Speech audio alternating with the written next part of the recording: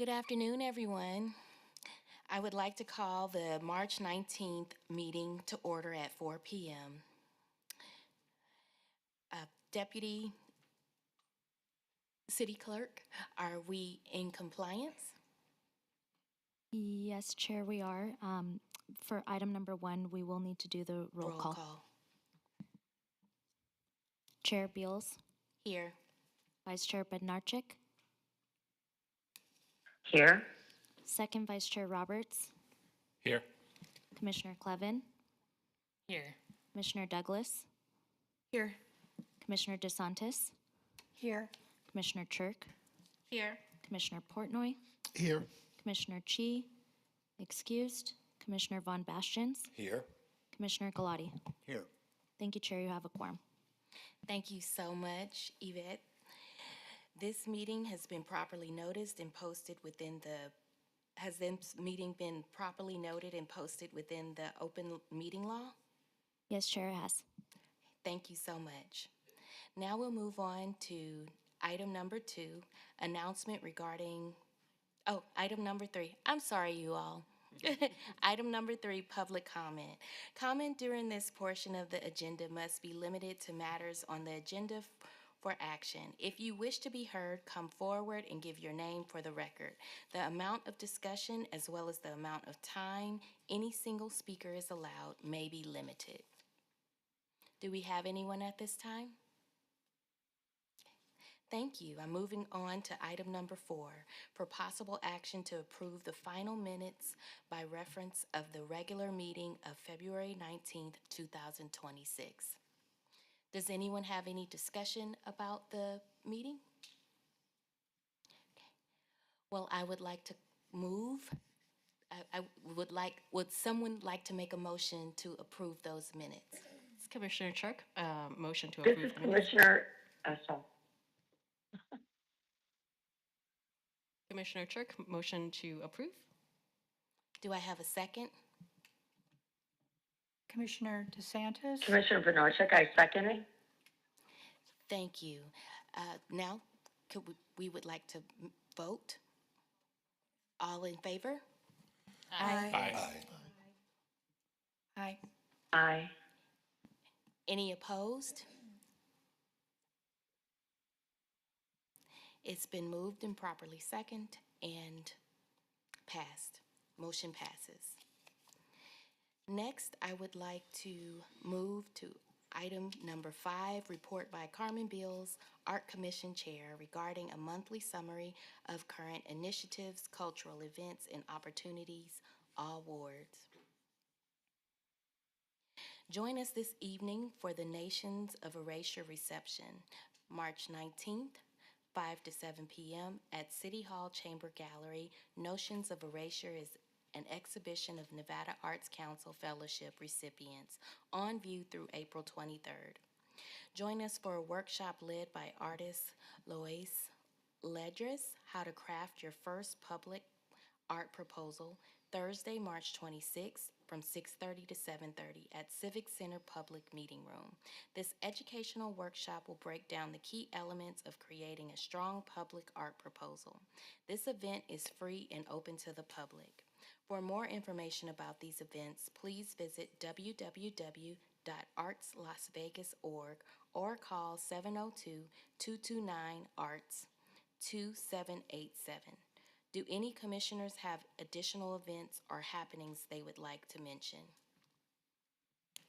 This is Commissioner Chirk. I would like to invite all Nevada artists to attend 2 free workshops hosted by Nevada Arts Council, Artists Inc., and supported by Emily Hall Tremaine Foundation. It is called What Works Essential. The 2-part webinars will happen on April 3rd and April 13th, and that will include let me read the description, excuse me. What Work Essential is the first in a 2-part workshop series for Nevada-based artists and creatives. Essential is based on sharing the common behaviors of successful artist entrepreneurs. This training includes goal setting and planning, portfolio careers and multiple income streams, communication, marketing and branding, strategic networking, financial planning, and much more. Please register online at nvartcouncil.org or maaa.org/events. And let me just make sure the date. And yeah, so the first workshop is April 3rd, and the second workshop is April 13th. Thank you. This is Commissioner Portnoy. On the 14th, Tuesday, 14th of April at 5:30, I have an exhibit opening reception at the West Charleston Library. It is the Endangered Species series. There are 15 original works of art all framed up. And it's going to be an exhibit running for a couple months and possibly through the entire library system here in Las Vegas. So the opening reception will be Tuesday, the 14th at 5:30, the West Charleston Library. Madam Chairman, just a quick announcement. Next Thursday, the 26th, LGA Architecture is celebrating its 40th anniversary, and we're having a reception. And as part of the reception, we have our alley gallery set up with work from the employees of LGA, based on the theme, Deep Roots, Bold Growth. So I'd like to invite you all, if you want to stop by. There'll be beer and wine and some refreshments. So you just come for the art, come for the wine, whatever. Come on by if you have a chance. Thank you. Anyone else? This is Commissioner Douglas. There's a few events that are happening at the Nubu Art Gallery and Community Center. This week, well, tomorrow for Friday, it's the Scrambled Eggs Presents Art Jam. You could bring a project or start a new one, and it'll be at the Nubu Art Gallery at 1331 South Maryland Parkway. And the last day for this season is going to be tomorrow on Friday from 4 p.m. to 8 p.m. So check that out, and you can look at Scrambled Egg sites for that. And this Saturday, we have Tahito at Nubu Art Gallery. It's a communal fiber arts workshop. Masks are encouraged. It's a queer-safe, all ages and all skill levels. Art jam. Bring any projects, teach, learn a new skill, or spend time with us. Learn to weave in community together. And it's also at the Nubu Art Gallery and Community Center this Saturday, March 21st, from noon to 4 p.m. at 1331 South Maryland Parkway.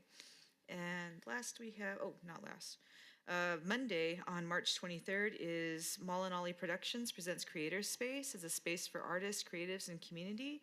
And it's at Molinolly Studios at 1335 South Maryland Parkway. And that will be from 6 to 9 p.m. Similar to Art Jam, just, creatives come out and have fun. And then we also have the Healing the Heart closing reception. That will be at the gallery, and that'll be March 27th on Final Friday from 5 to 8 p.m.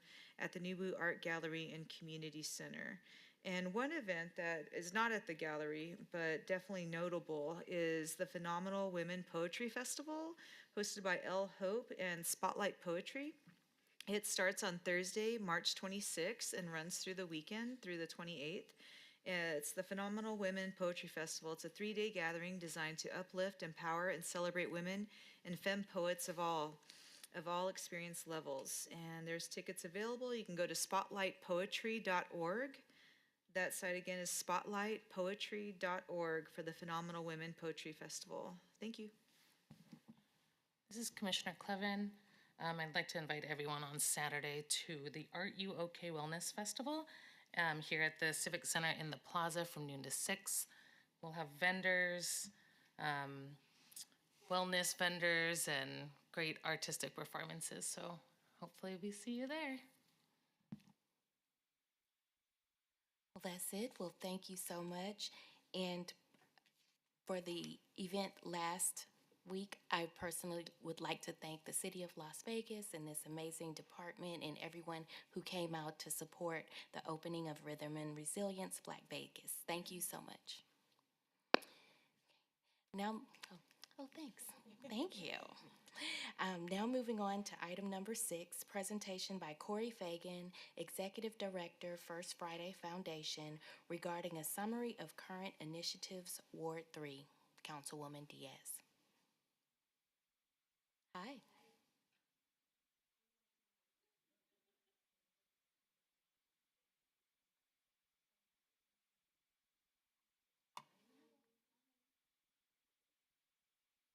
everyone.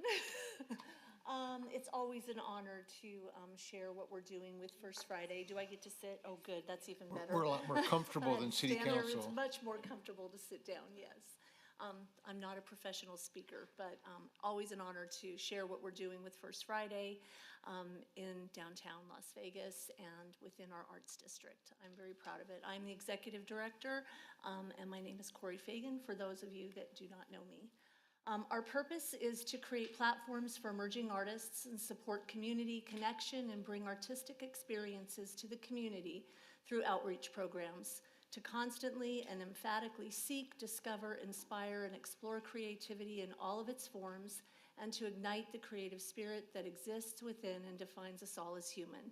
That's our mission statement, and that is what we do daily. We're best known for the big event that we host downtown, where we see over 20,000 people in a 6-hour period come through the event, and we support over 200 artists on the Art Walk, and we have about 40 different food trucks, small businesses, and vendors that participate, and it is a space where the local community can gather together and creatively express themselves and connect with each other.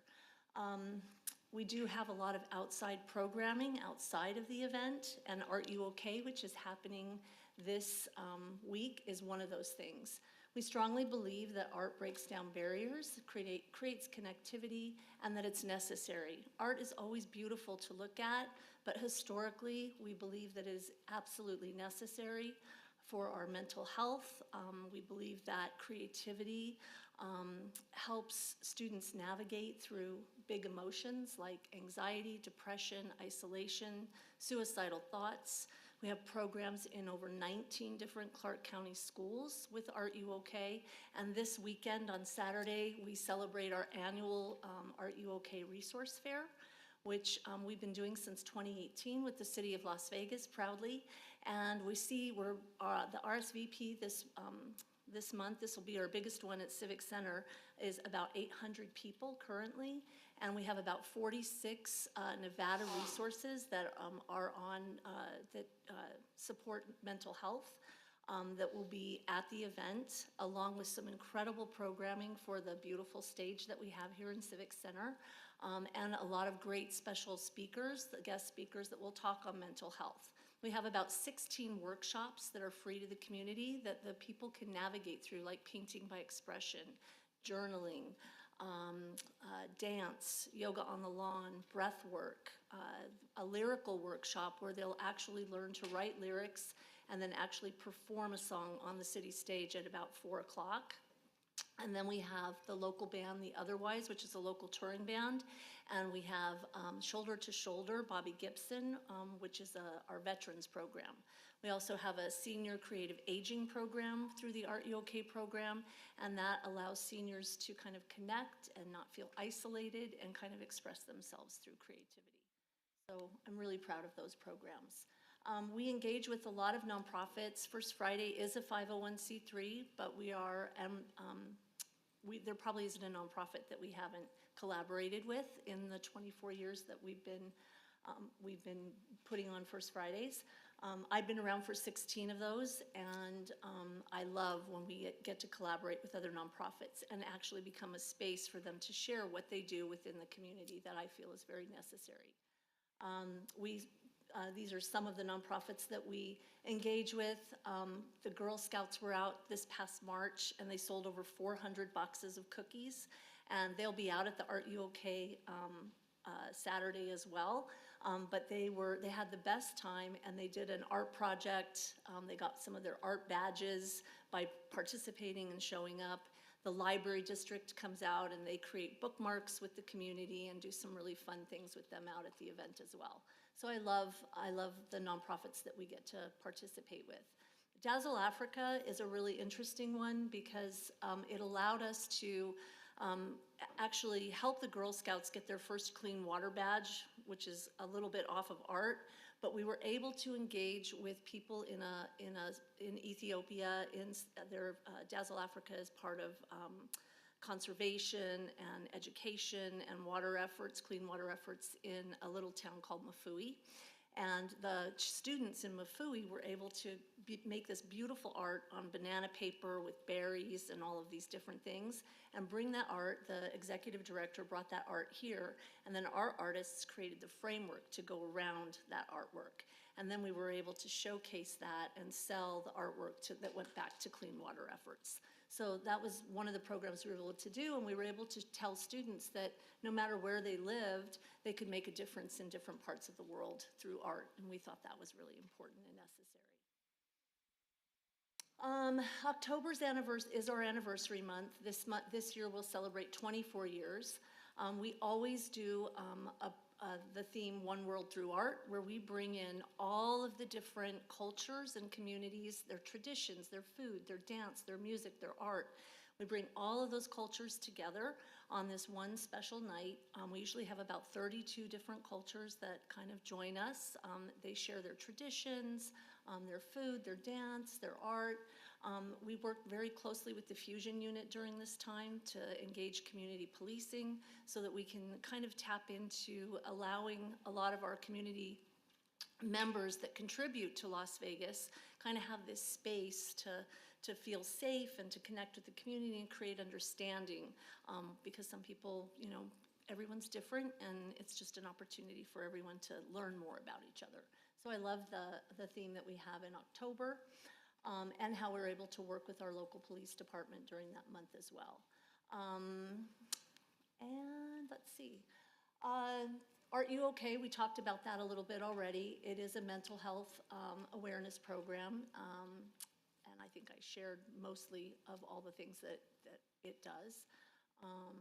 Did I? I hope so. I think I did. This is a project that we did at Rancho High School. It's one of the things that we do. This is our artist, Nancy Good, who's one of our local artists. And we we do about a 2-week summer camp in the high schools. And Rancho High School, they had just gone through that terrible time when they had a murder in their school, which is a terrible thing. And Rancho High School reached out to us and said, can you help us heal our school through the Art U.OK. program? We want our freshmen that are coming into the school to feel more included. We want them to be able to get out a lot of the anxiety that they're feeling about coming to the school, and their parents were a little bit nervous about their freshman students coming into the school. So that was a big deal to me, and you'll notice this mural at the very front of the school when you go in today. It's the first thing that you see in the school. And so through, visualization and breath work and conversation and journaling, we were able to, on the midweek, have the kids write, and you'll see in here a lot of the things that they wrote, worthless, things that they were feeling, that they were scared. One of the students wrote abuse, and that's kind of what this picture is showcasing right there. We had school counselors there to kind of work with her after she wrote that because it was very emotional. One of the teachers wrote fat times 2, and she was in tears because she said she tells herself that she's fat and feels defeated before she even gets into her classroom every day. So a lot of emotions were taken out through this particular project. The next day after this, we had them liberate themselves and we had them paint over it. And the idea was that all those things live within us. We all have emotions and thoughts and feelings, but they don't necessarily define who we are. And so I loved this project. Afterwards, we had them write in clear gloss positive words like hope and love and things that they felt good about themselves about. And when they wrote it, because it was clear gloss, you could actually see it, but then when it dried, it disappeared. Because we don't always walk around with smiles on our face, and we're not always walking around happy and joyful, so positivity doesn't even necessarily live within us all the time. The idea was that this mural and these projects and these thoughts in this camp, that it would stay with those students, and when they went into the school every day, they would see this because it's part of their school and something that they did together. And I thought I had another picture of this. Can I go back? Oh, there it is on the bottom. That's the completed mural. We do an unveiling and an opening on the bottom. You'll see that. We're with the students. Councilwoman Diaz was there. The principal was there. I see Commissioner Clevens was there on that day as well. And And that is the finished project. It's a beautiful mural, and all of those things that they went through, they're going to remember and connect with the students that they went through. We found through these programs, it's our third year at Rancho High School, the attendance is better, the grades are better, students are more engaged, they're more active, and they've connected with a community of about 48 to 50 students that have been in this program, that they kind of, when they start school, they already know these kids. So we love that. This is our Art You OK poster that we did. We have a local artist, Mila, and I don't know that did the video not load up? Okay. So Mila May at Green Morning Art, she won our poster contest and was stipend $2,500 to create our posters each month. And she's getting ready to have a baby, and so now she had a little extra income, and she's able to do something at home while she's getting ready to have her baby. So she's doing our posters each month, and that was this month's poster. So I think that's all I've got. Oh, there she is. But the video's not load. The video doesn't load up. And that's it. Questions? Does anyone have any questions? Well, this is wonderful. I'm definitely going to attend Art You OK on March 21st. It's a beautiful presentation, and I love the poster and the support of Mila. This is Commissioner Clevin. I just want to say thank you so much for the work you do. You bring a lot of cultural vibrancy and expression to downtown, and I think that's one of the anchors of DTLV, and a lot of that is because of what First Friday does, so we appreciate what you're doing. Commissioner Douglas, I was just going to echo exactly what Jen said. But yes, thank you so much for your work and your dedication to the community. This is Commissioner Portnoy. I have one question because I'm still the newbie on the council here, but I've been here now for 10 years. And First Friday has always been, Las Vegas tradition, First Friday. In the 16 years, correct, that you've been running it, has it expanded at all territorially? I mean, the arts district. I have a gallery just outside the district. So I'm not in the district yet, a very vibrant, 3,200 square foot gallery. Have you expanded? Has there been any thought of, you're now working with the schools, which I think is a tremendous idea to get the kids involved, but traveling the First Friday theme around the valley, other than just First Friday? There's always Preview Thursday, there's First Friday, the whole drill. Absolutely. So we do a lot of ancillary events. We have 2 farmers markets with the city of Las Vegas as well, the second and fourth Thursday of every month. We have the Art You OK program, and then we have another farmers market on the second and fourth Friday of each and every month. We have expanded onto Main Street, going more north of Charleston, so Maine to Hoover. I don't know where your gallery. Okie, Weston, Wyoming, right on the corner, right by the railroad tracks. The other direction, Correct, which we used to be south of Charleston as well.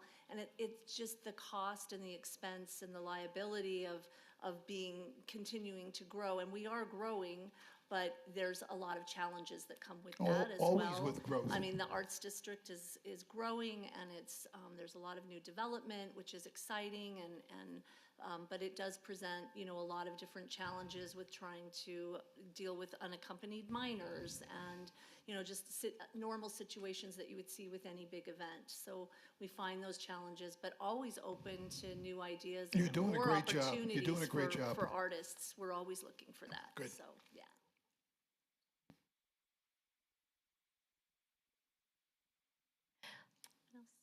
Well, if there's nothing else, thank you so much. Thank you so much for Corey. giving me We an appreciate opportunity you. to share First Friday. Thank you. Thank you. And now we would like to move to item number 7, report by Jonathan Meza, Cultural Affairs Manager regarding festivals and current initiatives. Hello. Hello. How's everyone doing? Wonderful. Thank you again, Commissioners. Good afternoon, or lightly good evening, what we call this portion of the day. Again, my name is Jonathan Meza. I'm the Cultural Affairs Manager for the City of Las Vegas, in charge of the Performing Arts Division. And my purpose today is to introduce what my division, what my team does in supporting our ecosystem of performers. Firstly, everyone that comes to Las Vegas really experiences Las Vegas as a performance-based town, which we're extremely proud of. So it's really my team's purpose, my team's drive to showcase what performers are able to do, put them on stage, and create this ecosystem of performers. So as we dive into it, our goal is to highlight and support local artists by providing opportunities for them to share their talent and contribute to vibrant community events. We are proud to say that more than 60% of the artists in our current season are right here in Las Vegas. We achieve this by prioritizing local dancers, musicians, theater performers, and spoken word artists. Also by providing performance opportunities at festival concerts and events, supporting paid opportunities for local artists, and promoting performances through city channels and cultural programming. Really at the core of what we do is putting artists on stage and showcasing their talents, especially, as I mentioned, since we are in a performer-based city, and that's how most of our, not only our tourists, but our local population gets to experience the arts.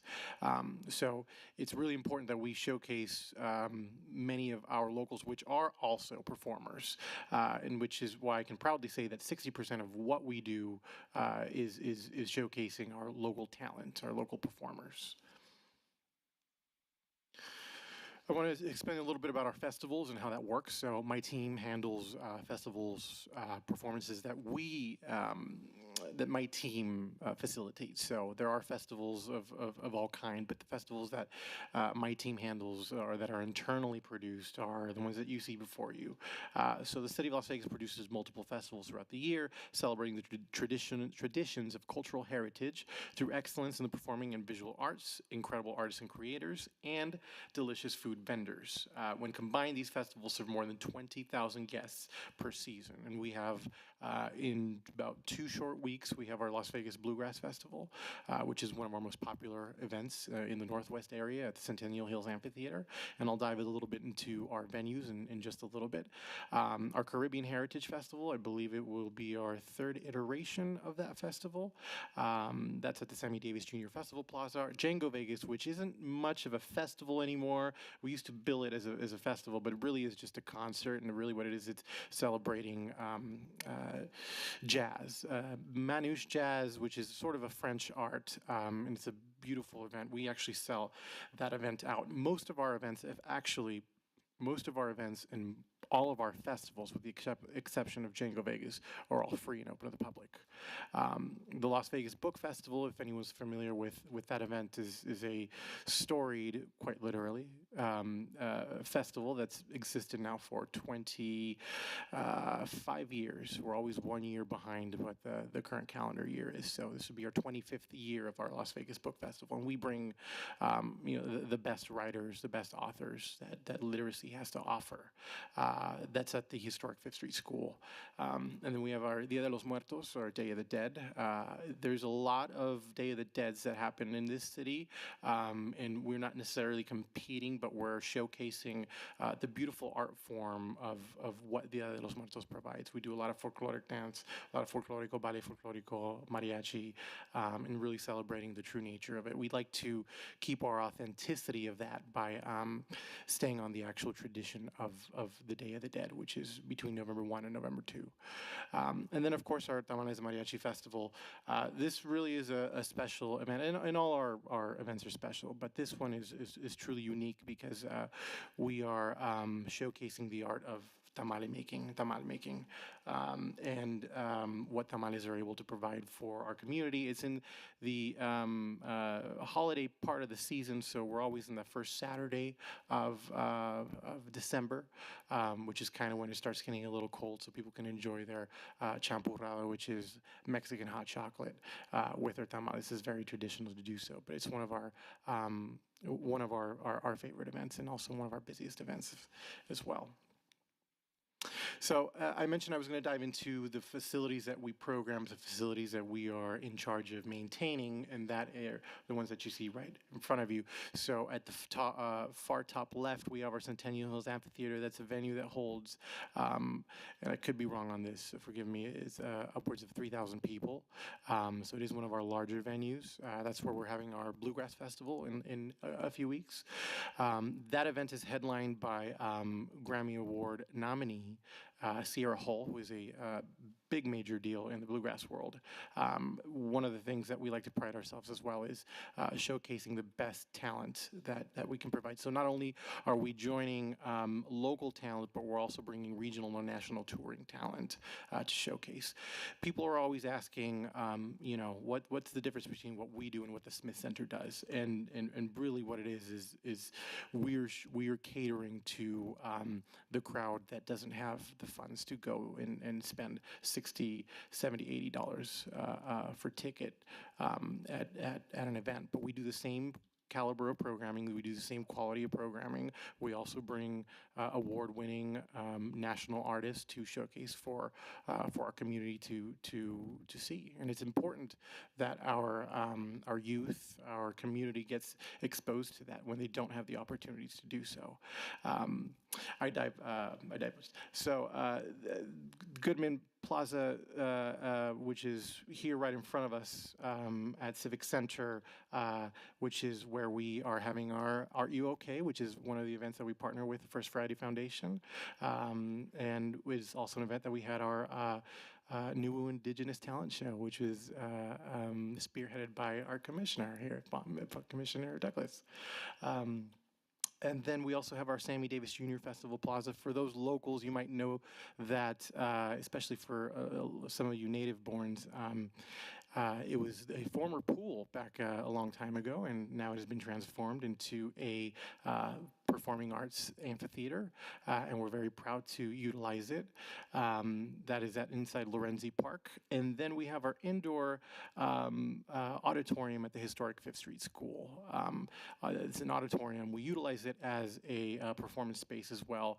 Most of the year it is occupied as rental space, as well as some of our tenants that we have out of the facility. And what's not mentioned in these in this page is our I also manage two of our cultural arts facilities, which are the West Las Vegas Art Center, which is located in the 89106, the historic West Side. We are currently undergoing renovations of the old library, which is going to go into that building. So the West Las Vegas Art Center, which is a smaller building right behind the old library, will be transformed into a state-of-the-art cultural arts facility with a black box theater, our 295-seat proscenium theater. And then we have I also manage our Charleston Heights Arts Center, which is right off of Decatur and Alta. Which is a 395-seat theater, has a massive ballroom to host events, and also houses our Rainbow Youth Theater Company, which is a storied youth theater company. Now for 50 years, we're actually engaging in our 50th year anniversary. So how do we select artists? How do we choose the artists that we showcase? And really what we're looking at is audience appeal, relevance and cultural theme, proven artistic excellence, and ensuring that we stay within our budget. I manage a budget that is just shy a little bit of $1 million, and that has to go through all of what we do, from our Rainbow Youth Theater performances to keeping the lights on at both of our cultural arts facilities, and also all of our festivals, as I laid out before you. Some of those artists that you see there are some of the artists that we've brought out.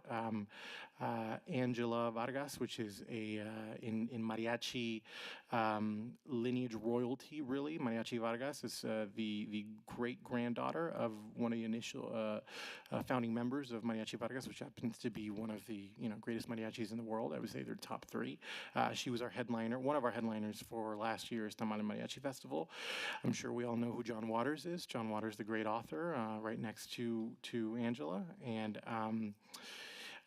which was a terrific event. And then down in the lower left-hand column, we have Molly Tuttle, who is basically considered the Taylor Swift of bluegrass music, multiple award-winning, Grammy award-winning artist. And then we have Naja Dredd, who is a Caribbean artist, and he's one of our headliners for the Caribbean Heritage Festival. So really, that's how we engage with our artists, and that's how we employ artists and how we select them. We are also always looking to employ different artists. We have multiple avenues for them to suggest any groupings or any bands that they would like to see on stage. Either comes through a form stack that my office is willing to share or has always shared, as well as conferences, and we attend to conferences where we get to see the different types of talent that are out there. And of course, we do our own diligence in seeing what's out in the community locally as well. So artisan vendor selection, on top of employing performing artists, we also employ some visual artists as well. So when we select artists and vendors, we're really selecting on the curatorial needs of the specific event, the variety to ensure a well-rounded arts and cultural experience, a commitment to supporting and fostering emerging businesses. So we're always employing small businesses, and that's one of our strong points in ensuring that we are giving everybody a fair shot. Reliable and professional vendors who consistently deliver high-quality experiences, and really what it comes down to is available space at the event. So we're always limited to the actual spacing that we can provide, but we pride ourselves on being able to feature as many of our local artisan vendors, our local artists that are looking to show and sell their work, their art, and exposure to their businesses as well. On the other aspect of it, we do a lot of food trucks as well as TFEs, and what that means is temporary food establishment as imposed by the Southern Nevada Health District. Food vendors are secured several months in advance and require a multi-step interagency process involving the Nevada Department of Motor Vehicles, CLV Fire and Rescue, CLV Business Licensing, and of course the Health District. Our vendors are selected based on the City of Las Vegas. We have an approved vendor list that is vetted through our fire and rescue team to ensure that they are up to code. They must fit the festival's cultural theme. For example, for Bluegrass Festival, we have a lot of American food, is a barbecue. Caribbean, we try to cater to Caribbean, and of course our Tamal Festival, which is a lot of Tamal vendors. I guess it's kind of difficult to offer a pizza spot for a Tamal Festival, but that's maybe somebody will join the two. A few years ago we did have a Southern barbecue style tamal, which was actually really interesting. So we're always looking to engage different types of vendors, but really keep it towards the cultural theme. Of course, proven history of reliability. We're always looking for established food places, but this year we're going to open up the floor and really discuss with the Health District how we can bring in mom and pops and people's aunties to come and sell tamales as well. I know my aunt always asks me how she can get in. So also a variety of menu items, ensuring that there are multiple menu items that are able to provide. When we attend, I know for sure myself, when I'm attending a festival, I want to see variety. I want to see options. That's what drives my attendance, and I know that's what drives the attendance of our goers. Minimal overlap with other vendors at other events and at this at said events. So a lot of our festivals that we choose, a lot of the festivals that we run, we happen to compete with other festivals, right? So the day of our Bluegrass Festival, the county is doing a county festival right down the street at Lone Mountain Park, which is literally right down the street from where we are. And some of our vendors sometimes want to do different events. They want to participate in that event, and so they're really taking a look at what they're able to support. So that's how we select vendors. Our performing arts events, so it's a community that's built around traditions and gatherings. Our recurring events build relationships and foster the next generation of artists. Some of our recurring events which is our Story Slam. It's a spoken word event that's run mainly out of the Charleston Heights Arts Center. And then we have our concerts in the plaza, which are former concerts in the park, which we've changed now to concerts in the plaza, which is featured right out here inside Goodman Plaza. And those are generally run on weekends. However, we have opened the floor to some weekdays. For example, we have during WrestleMania, we have a wrestling event with Big Valley Wrestling out here on the lawn in the plaza, which is a wrestling event. It's April 13th. Though I'd have to double check on that. I could be wrong on that, but it's that week of WrestleMania, and it's just one of the many things that we do as far as concerts in the plaza. And then we have concerts at Champ. Champ is an acronym for Centennial Hills Amphitheater. We do a concert series out there as well. We're having a Tony Bennett tribute artist in the fall. We are having several local performing artists. Joy, the Jazz Orchestra Initiative. I believe this will be our second or third iteration with them. We're also having a Clark County School District jazz event as well in the upcoming year. And then, of course, all the performance support that our visual arts openings, do for us. So, for example, we have our opening of Harmonic Ascensions in just a couple short months. At the same time that we'll be doing that, we'll be having a artist on stage, and that is by a local artist. His name is Mundo, who performs. He's the lead guitarist for Mister. He also has a gypsy jazz ensemble called the Hot Club of Las Vegas, where he will be performing with a violinist during the Harmonic Ascension opening. So we really try to coordinate with our visual arts openings to make sure that we have exposure to the performing arts as well. One thing that we launched in this past year was with our undertaking of the Goodman Plaza, ensuring that we have the proper amount of events out there. And now I mentioned the budget that I manage, and that's only able to support so much. So we do need extra support from other organizations. For example, New Art, as well as the First Friday Foundation, that host Art You OK and New Art Indigenous Talent Show, which are able to kind of supplement the programming that my team does. So we opened the floor for a request for proposal for community partnerships and event partnerships for established groups looking to showcase their events and their event talents. And that's really what it is. So Kizuna Spring Festival, which is a Japanese festival now happening, I believe, in your 7th or 8th iteration, at Sammy Davis Jr. Festival Plaza inside Lorenzi Park. And it's truly a beautiful event happening on the first weekend of April. The Civic Center Farmers Market, that's been something ongoing. That's also been facilitated through the First Friday Foundation. Always keeping activity going in the plaza as well. Vegas City Opera is one of our local partners that they utilize the Charleston Heights Art Center as a artist in residence, but they also perform here at the Goodman Plaza and just showcasing everything that they are able to do and operating with the true art of what opera is. Take that, Timothy Chalamet. Young Artist Orchestra, we're featuring an event with them this upcoming season. They're a local artist orchestra composed of literal youngsters that are keeping the art of orchestra alive, and it's going to be a featured event at our Centennial Hills Amphitheater. And as I mentioned, our Jazz Outreach Initiative. So that event, that program, our RFP program, is open in a specific time frame of the year. And we really look for, as I mentioned, established organizations to feature event as we sponsor events, and we basically give them the facility for free. We give them our marketing, our staffing, our technical team, and we're essentially co-sponsoring an event for organizations that are looking to, showcase their event talents. That's a bulk of my presentation. I hope that you have been informed, and if you have any questions for me, I'm open.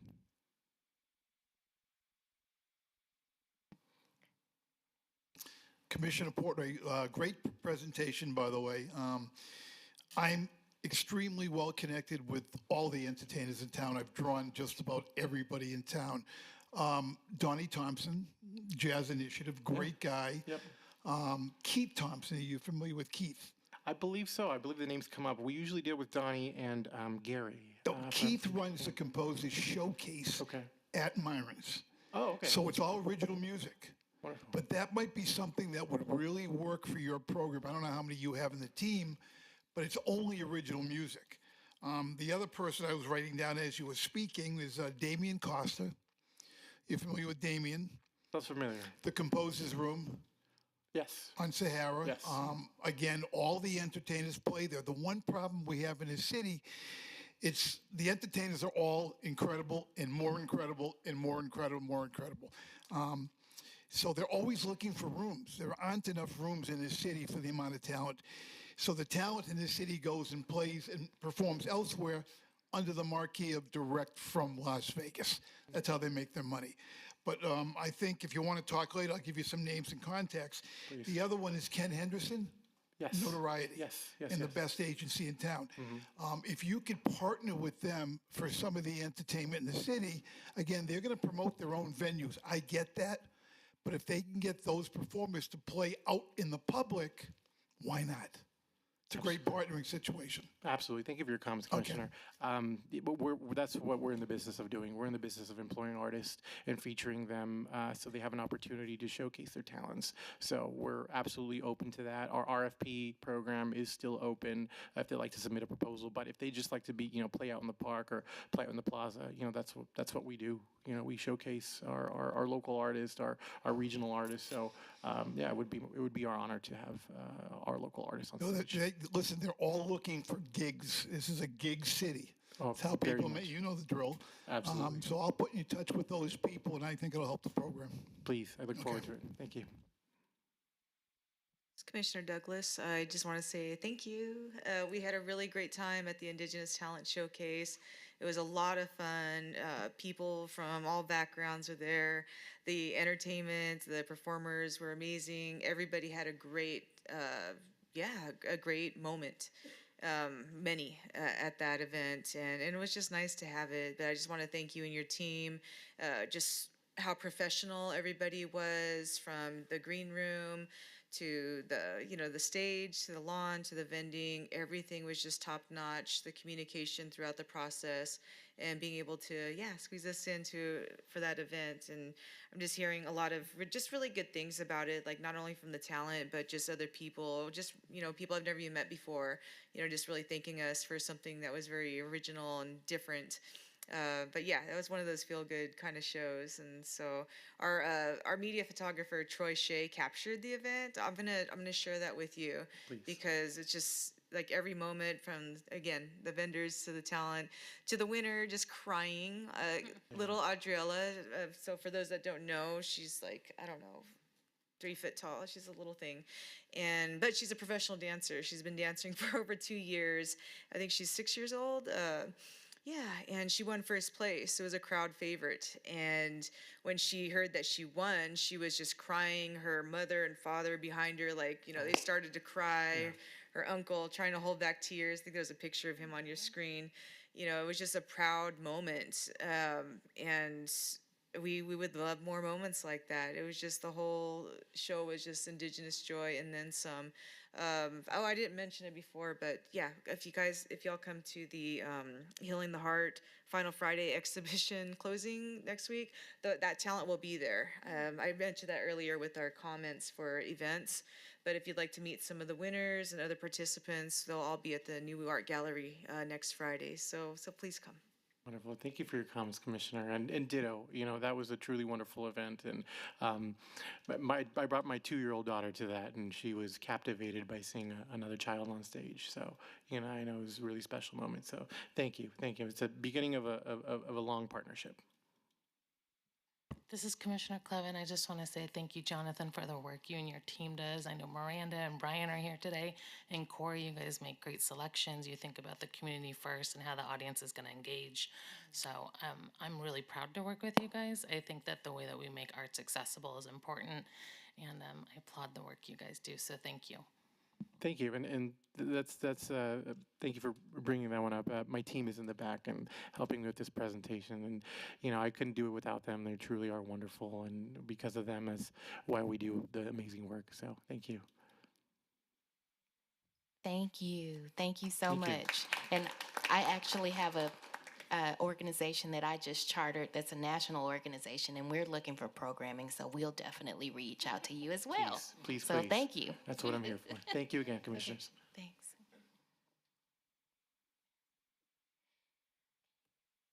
Thank you again. So now we're moving to number 8, item number 8, report by Cultural Affairs staff regarding a monthly summary of current initiatives, all wards.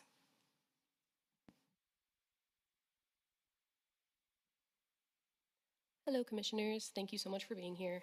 You should have received the staff report with our updates for the Percent for the Arts projects, and we've put together a presentation to show you our activities and initiatives happening now. Here is our upcoming meeting schedule. Excuse me. As you can see, we have April 16th, May 21st, June 18th. We will go dark in July and August and return on September 17th. We recently hosted the closing reception for a visual mixtape by artist Don Michael Jr., an exhibition featuring the artist's reinterpretations of iconic album covers.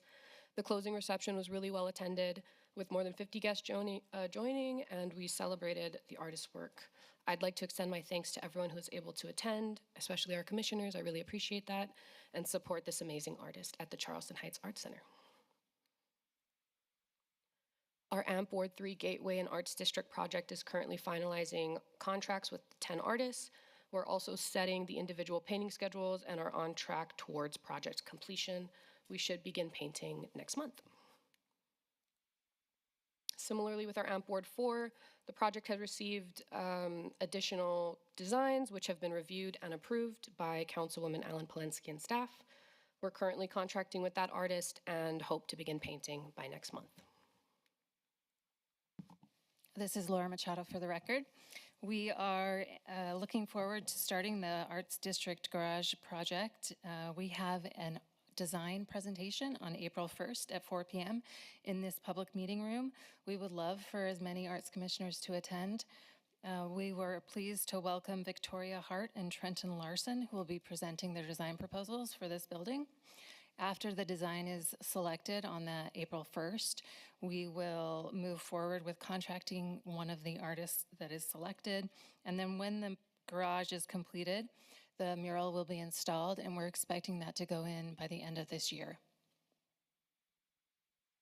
We also have a call for artists currently open. If you know of any artists that are interested in submitting artwork for the Art in Public Places exhibition, we encourage you to share it. It's on our website right now. We're looking for artwork to potentially be purchased for the permanent art collection. It's going to be curated by the Demesina Gray. She's going to be our guest curator. We're really looking forward to this show. It'll be great. And then hopefully we can purchase new artwork for all of the city facilities.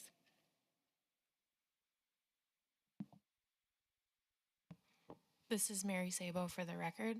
An update on the Boulder Plaza sculpture project. The Public Art Program has made the decision to cancel the Boulder Plaza sculpture project due to multiple missed milestones and a lack of a feasible plan forward from the artist team. So a termination notice was issued to the artist team by our purchasing department on February 18th. Parker Reckie Johns for the record. We're currently accepting applications for our 26th annual Celebrating Life juried exhibition, open through April 22nd. The longstanding exhibition showcases the creative talents of our artists aged 50 and better and highlights a wide range of artistic expression. This year's guest juror will be Lolita Devile, and she will be deciding which artworks will be showcased in the show or in the Salon de Refusé, with over 30 awards presented across 7 categories. If you know anyone interested, please encourage them to apply. We also are and we are inviting artists, curators, and collectives to submit proposals for our upcoming fine arts exhibitions in 5 city-operated gallery spaces. The opportunity is open to both solo and group exhibitionists, with an emphasis on presenting high-quality, thought-provoking artwork, which engages our diverse community. We welcome proposals representing a wide range of artistic media, styles, and cultural perspectives, and encourage you to contact our team should you have any questions. We also review these proposals on a monthly basis. I am happy to announce that we have finalized the contract with selected artist Lee Lanier, and we're excited to begin working with him towards his first milestone. I will share the design at our next meeting.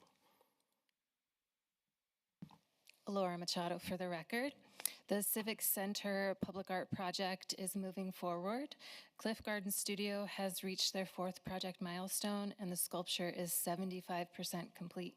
So you can see here pictured Cliff with the sculpture. They're currently wrapping it in the stainless steel rods. We're excited for the installation. It's scheduled for April 27th. We'll be installing it in the plaza, and then the illumination event will happen on May 7th at 6 o'clock. We hope that as many of you can attend. It's going to be a lovely catered event, and we're going to be working with Jonathan's wonderful team, Brian and Miranda, to program the stage. So we're really looking forward to having a wonderful event and really put a bow on the plaza. It'll be completed, and it'll be a wonderful space. This is Mary Sabo for the record. Conservation and maintenance is always an ongoing project. Our team conducts routine condition assessments and inventory reports for items in our ever-expanding collection. We always welcome members of the public and commissioners to report any concerns related to conservation, maintenance, or graffiti by contacting us. And I'm just going to highlight a few of the specific maintenance projects currently underway and ongoing.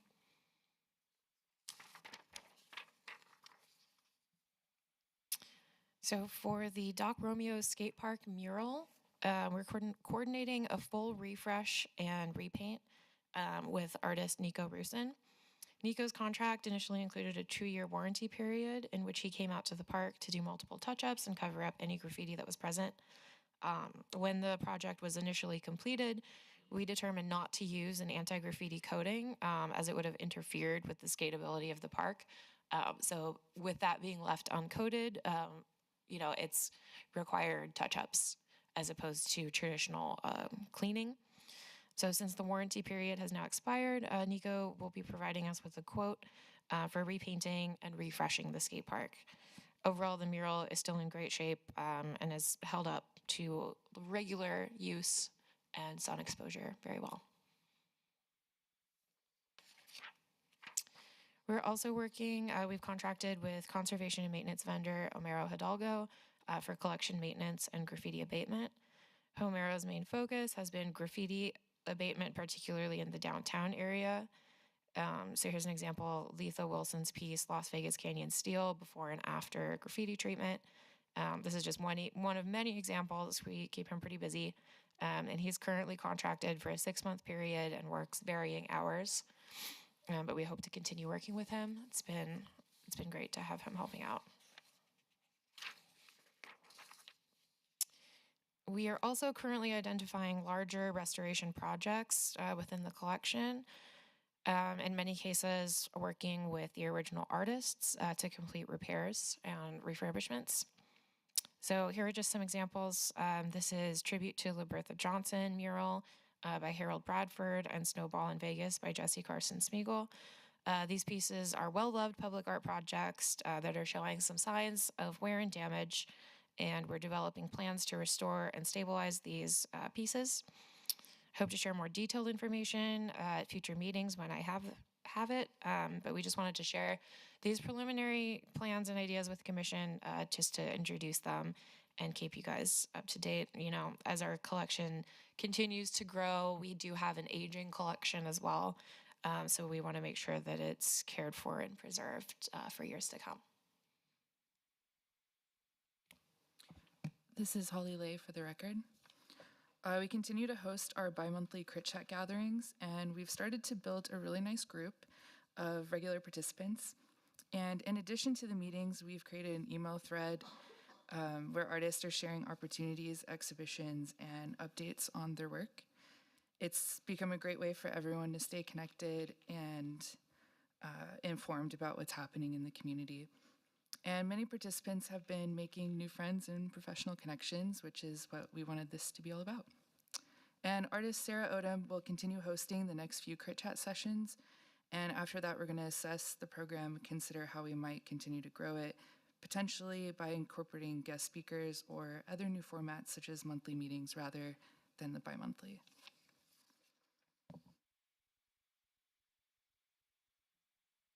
This is Mary Sabo for the record. We're working on the Here's Park Mosaic Mural Project.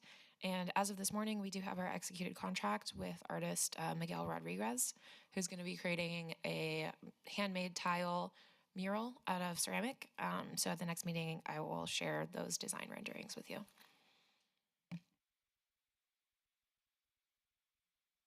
This is Parker Recchi Johns. We are still working with the selected artists, and we are currently in the contracting phase. Similarly, I'm hoping to share that design proposal with you at our next meeting. At the Grand Gallery, we welcome you to view It's Clay, the Animal House Pottery Member Exhibition featuring 14 artists, on display now through July 30th, 2026. Artist and shop owner Anthony Urango notes, It's Clay is what we say while learning to throw on the wheel or hand build. In the process of understanding how clay moves or how a touch too soft, pressure too strong can cause it to collapse, we learn to adapt, repair, or start again with a fresh ball of clay. The pieces displayed here represent the successes born from those trials. Please be sure to check out this amazing showcase while it lasts. This is Holly Lay for the record. The Las Tres Flores project by artist Justin Favela is now contracted, and the first payment has been issued to the artist. With the agreement in place, fabrication of the artwork has officially begun, and I will be sharing updates as the project moves forward through those milestones. We also recently hosted the reception for the Lunar New Year exhibition, Year of the Horse, which had a terrific turnout of well over 100 attendees. Our juror, Eileen Pasco, selected David Fay as our Best in Show winner, and David has also generously agreed to serve as the juror for our next year's Lunar New Year exhibition, and has gifted a trophy that will be passed on each year to the next Best in Show recipient, which is pictured here. This exhibition has been taking place for a very long time. It holds a really special place for many artists in our community, and this gesture is a meaningful way to celebrate that tradition. And the exhibition will be on view through April 24th.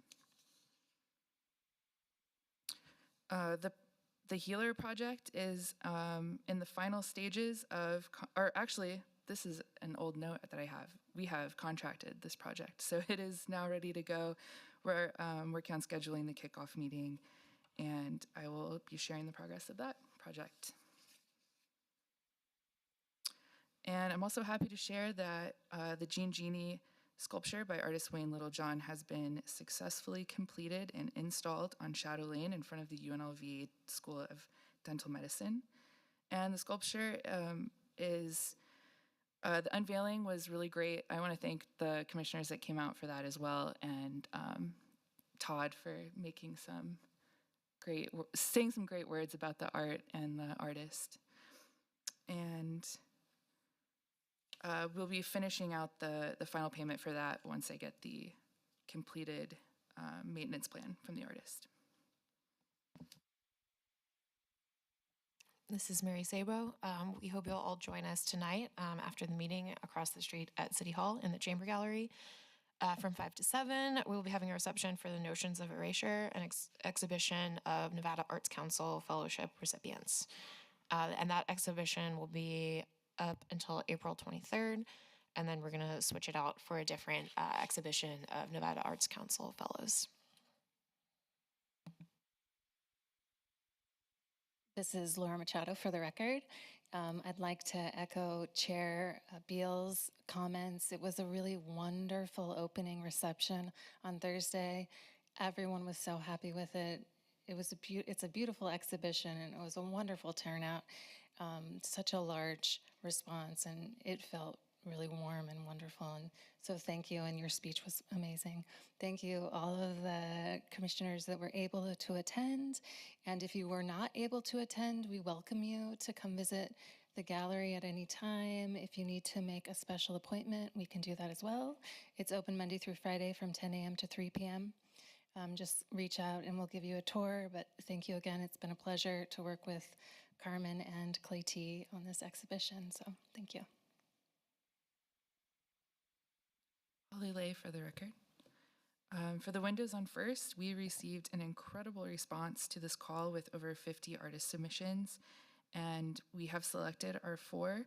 We're currently contracting with the artist, and our first artist will be Sarissa Lopez, and this is the designs for her installation that we plan on installing in April.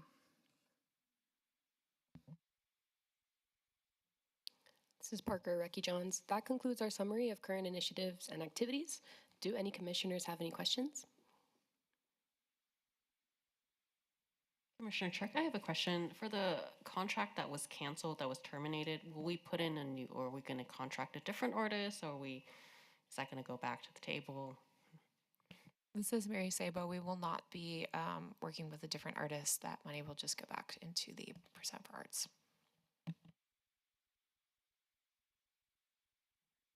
That was going to, Commissioner Douglas, that was going to be my question too about the 200K from that missed opportunity, if it's going back. And I know that,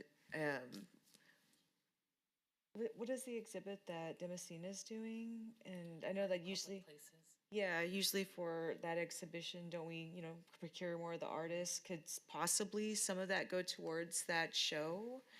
So we can, purchase more art or support more artists in that show for other city spaces? This is Laura Machado. So that funding is approved through the Municipal Arts Plan that the City Council approves. We allocated $91,500 towards that Art in Public Places exhibition purchase project. That being said, if we want to use any Percent for the Arts fund, it would have to be allocated in September, go to the City Council to be approved in November, and then we could use those funds. However, we do have additional general funds that we could allocate if the turnout is really amazing and there's a lot of work that we want to purchase.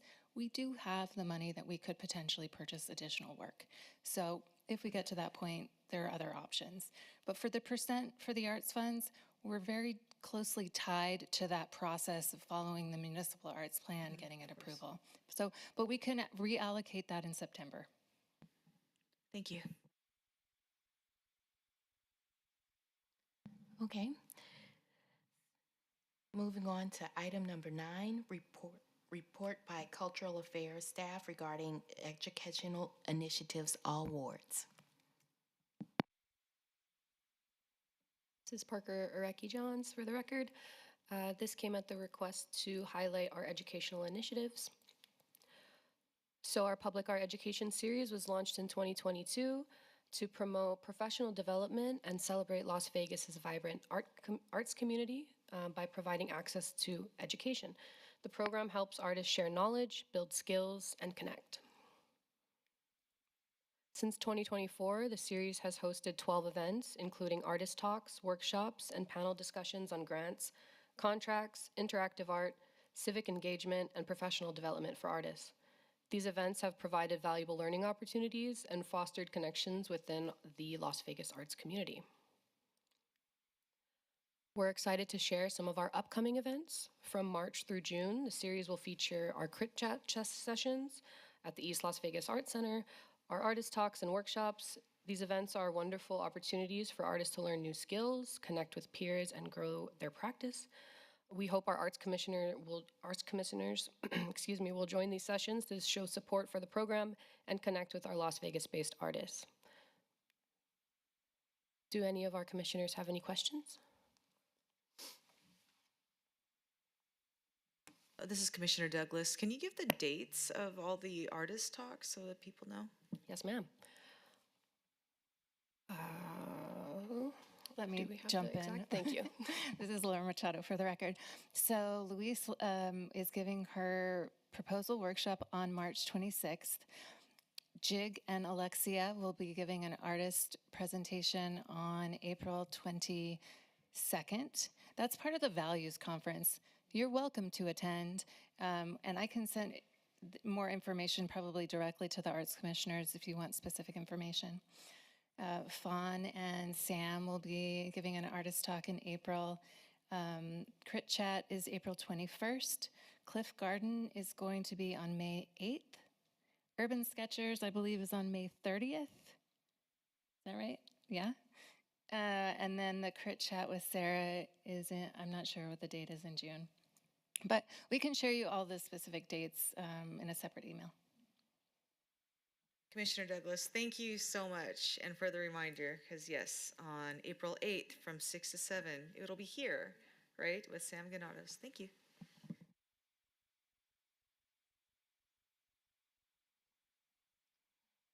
Thank you so much. And now we're moving on to item number 10, report by Cultural Affairs staff regarding the roles and responsibilities of the Art Commission under Las Vegas Municipal Code Chapter 2.34, all wards. Thank you. This is Laura Machado for the record. So during the last Arts Commission meeting, there was a request by Commissioner Chirk. Am I pronouncing that right? Yes? Okay, great. To talk about the definitions for what artwork was public artwork for this particular commission constitutes. So I went back to our municipal code, and a lot of these definitions are found there. So Chapter 2.34 in the city's municipal code related to the Arts Commission. So I'm going to go through a PowerPoint presentation that is very dense. I apologize. It's a lot of text on the screen, but it talks about the responsibilities of this commission, the Arts Fund, which is the percent for the Arts Fund, eligible uses for these funds, and then the related definitions for what we can use these funds for. You can also find this information in your binder. At the back of your Arts Commission binder, you'll have the municipal code, your bylaws, and the administrative regulations. If you ever want to read up on the municipal code, it's there, it's available to you. But I'll just highlight some of the information for you. So the Arts Commission was created in 1987 under the municipal code to serve as an advisory group to the City Council. The commission helps shape the annual municipal arts plan, offer guidance on related issues, thank you, Parker, and funding, and encourages private support of the arts. It also promotes strong standards for public art and programming, connects the arts community with the City Council, supports cultural organizations, reviews and recommends artwork acquisitions and conservation efforts, and works to increase public awareness and the value of the arts and the value that the arts bring to the city.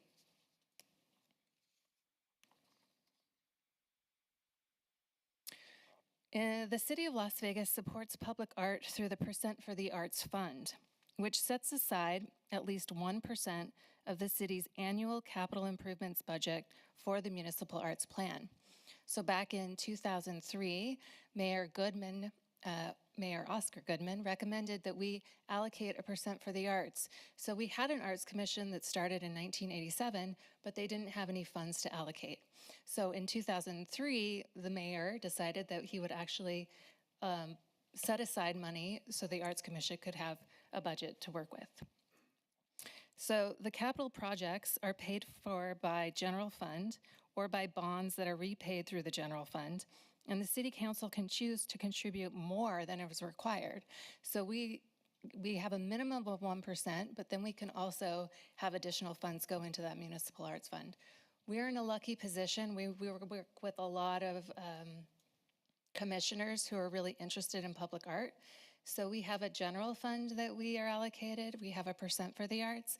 And then when we have a special project that one of the commissioners would like to fund, they can use their funds as well to support that.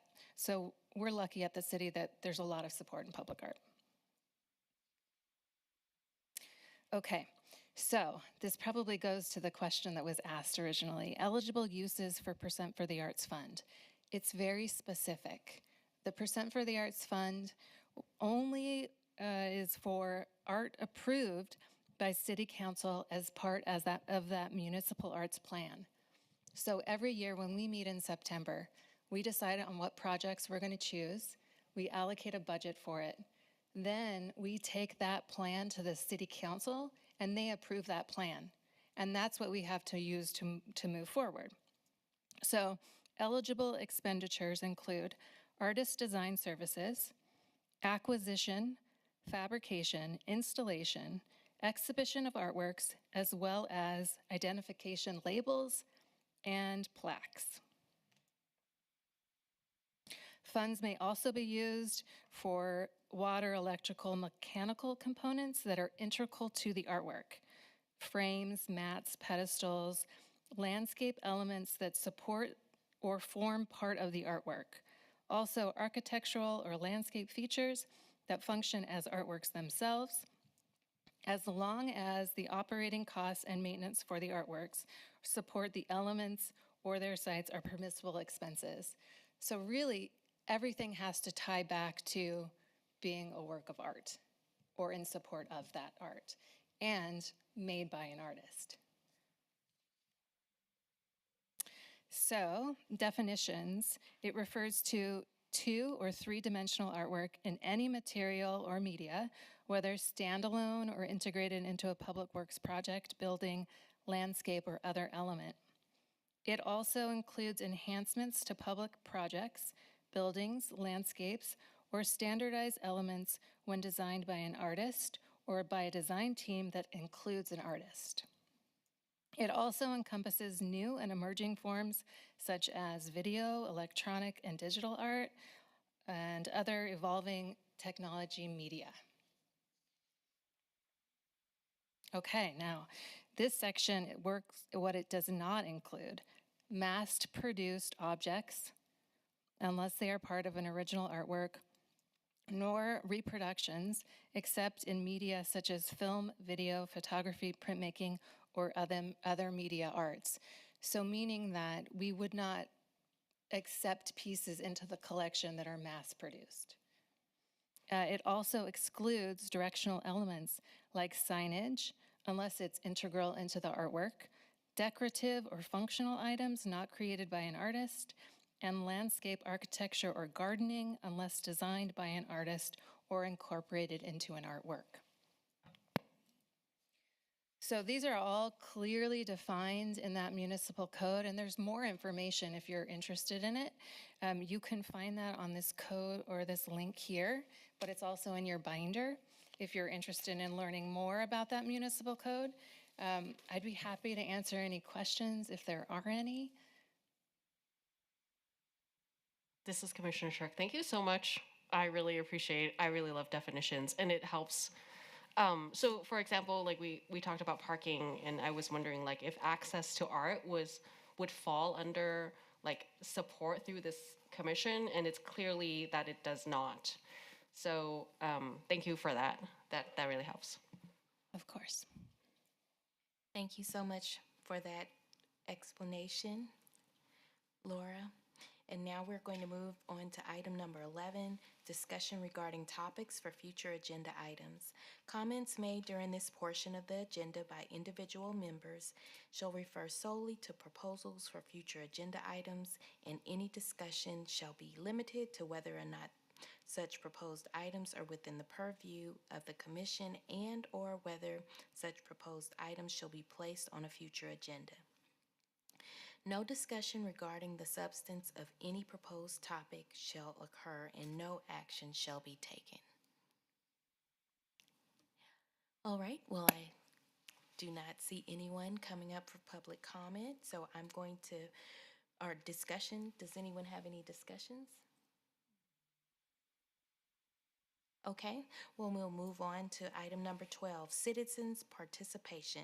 Public comment during this portion of the agenda must be limited to matters within the jurisdiction of the commission. No subject may be acted upon by the commission unless that subject is on the agenda and is scheduled for action. If you wish to be heard, come forward and give your name for the record. The amount of discussion on any single subject, as well as the amount of time any single speaker is allowed, may be limited. Seeing no one, I'll move on to item number 12, which is adjournment. Thank you all for your time today, and the meeting is adjourned at 5:19. Thank you.